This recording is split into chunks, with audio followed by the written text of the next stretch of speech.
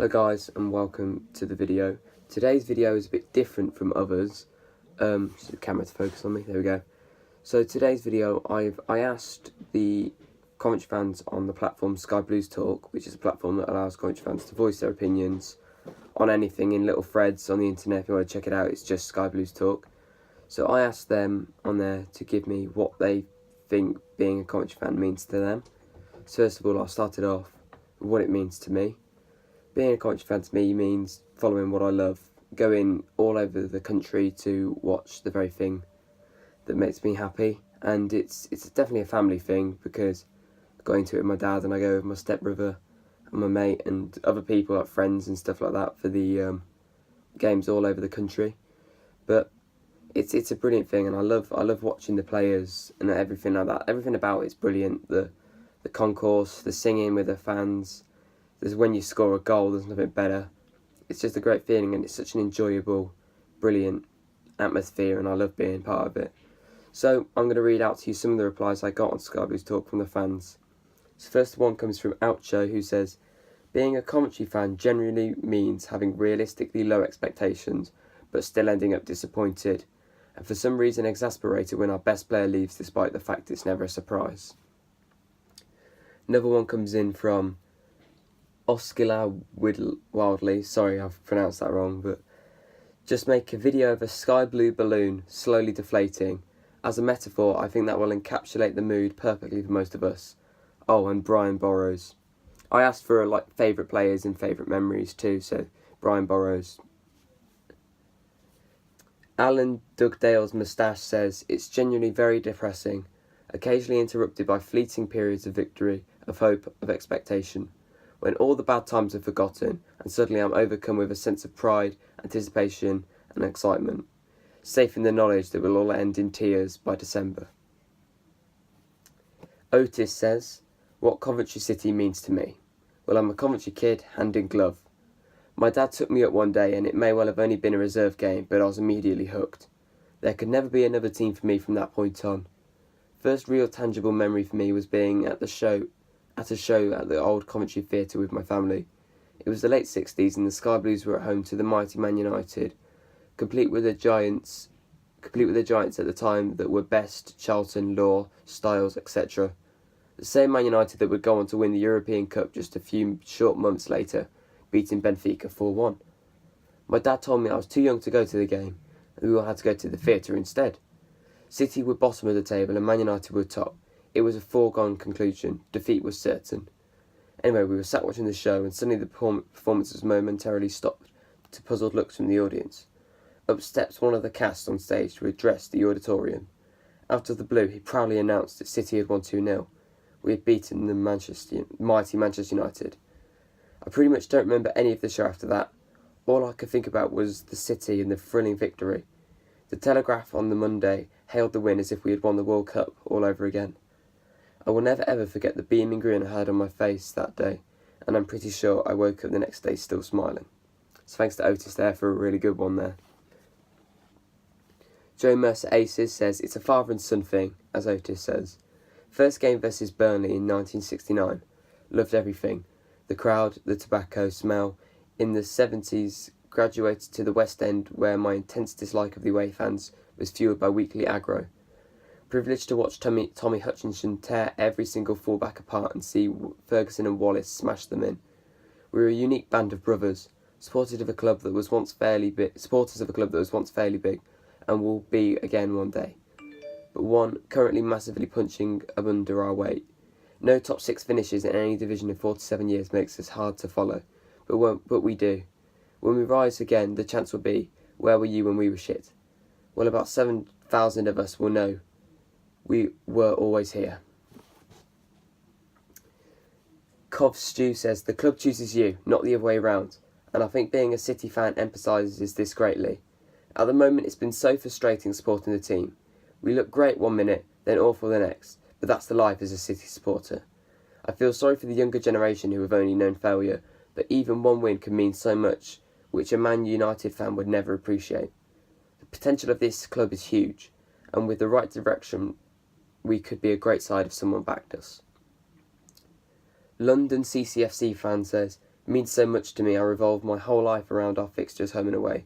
Since my son got hooked, I'm even more hooked. My love for Coventry is going to get me divorced. I need to get a life. While 3590 says, we'll always have sky blue blood. To be honest, deep down to most of us, I don't think it matters what league we are in. The passion will always be there. My first game was at Highfield Road when I was about 5 against Derby in '95. Just remember walking under the little tunnel bit between the East Stand and the M&B stand and thinking, wow. Used to get the same buzz every game since that, walking down through the doors of the East Stand too. One of my first games, my dad had to put tissues in my ears as the atmosphere was so deafening. Also remember a school trip when we met Patrick Suffo, absolutely stunk of PO, and got to see the changing rooms and that. The last game at Highfield Road still stands out as the best days of my life also. The Rico just does not compare one bit, but still get to at least 15 games a season. Terry Gibson's poem says, first game against Brighton in '83 and a friend's dad took me. We were bottom of the sky blue stand from then on hooked. From then on I was hooked and my dad started taking me. He had a rest from the game after picking up a few off-field injuries in the early 80s and late 70s, broken hands in nights in hospitals and elsewhere. We sat in the sky blue stand in the old wooden seats until he lost heart with it, and he never got it back, although he was a Glory fan at Wembley and had a tear in his eye. Adge says, the club has sucked the life out of me, and at the start of the season I didn't renew and said I wouldn't be back until I saw how things were going on the pitch. After a reasonable start, I came back with a little persuading from my son. Lucky enough to have seen the great players along the lines of Cyril Regis and Dion Dublin, who are the best I've ever seen in a City shirt. Which is a far cry from my heroes today, who could not lace their boots. Feel sorry for anyone who has only seen the Rico years and the awful football that has accompanied it. There's another one here from a name that I can't pronounce.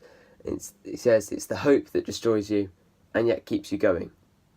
The generations of the grandfather, father, me, son. She-Me says, like being strapped to a roller coaster, but one that only goes down, with the occasional rest at a stop where you think is the bottom, only for another gut-wrenching drop to appear on the horizon. And Tim Fisher is sat next to you grinning and telling you what a great ride it is. CCFC Rob says, the first game that he can remember was at Highfield Road, opening day of the 95-96 season. We beat Man City 2-1 with both goals from Paul Telfer on his debut. From then on I was hooked. 3 people to 1 seat on the West Terrace, loads of noise and endless singing. Every player had their own song. World-class players were on display, usually against us. Now sadly I feel like I'm losing touch. I might only be 28, but football was just better back then, wasn't it? Blue Flint says, for me, in the early 50s, with players of the calibre of Arthur Lightning, George Curtis and Roy Kirk, watching was a pleasure that got better with Jimmy Hill in charge. Didn't go with my dad because he supported West Brom. I sneaked in most games as I was too young to go alone. Various pals came with me. I only live 50 yards from Highfield Road on King Richard Street. I have followed and supported ever since. Live Sky Blue says, Dad took me up just over 50 years ago. Stood on a spool on the Spinyon Cop for a couple of seasons, then the Sky Blue Stand and West Stand. Have experienced the occasional highs but mainly lows of following this football club. Saw Bobby Charlton applaud Willie Carr when he turned him and left the great man on his backside. My heroes were Hutchinson, Ernie Hunt and Gibbo. Great games at Highfield Road in the 2nd Division, 1st Division of Premier League. Perhaps younger, I wore rose-tinted specs, but football just seemed better in those days. Dad died before the Mowbray season. He would have loved the football we played the first half of that season and tore his hair out post-Christmas. Somehow that sums up following CCFC. So much promise, so much potential, but ultimately so big a letdown. I often say 1 step forward and 2 step back for the city, but surely we can't take any more backward steps. So come on you Sky Blues, let's reverse the trend of recent years and look upwards again. Mum always used to say, come on the old 5 when we set for the ground. Happy, happy days. Samo says, what does being a Coventry fan mean to me? The first thing to say is it's not a choice. It's where I'm from. It's part of the city and it's part of me. It saddens me that for some people it's very much a choice. For me, representation of the city is almost more important than the football. If you set 2 snails to race but you write Cov on one of them, that's my boy. I do love the game as well, of course. My favourite player was Speedo. and that's all of them. So thank you guys for watching. I've really enjoyed doing this one. I love the responses I got. It was brilliant reading them all and seeing the memories. As a lot of them say, it's definitely it's a family thing, and it's being part of the city that you're born in. And there's a different feel when I know now I'll always be part of the 700 that saw us win 1-0 away at Carlisle, and I'll always be part of the 1000 that saw us lose 2-1 to Forest Green. That means something for me.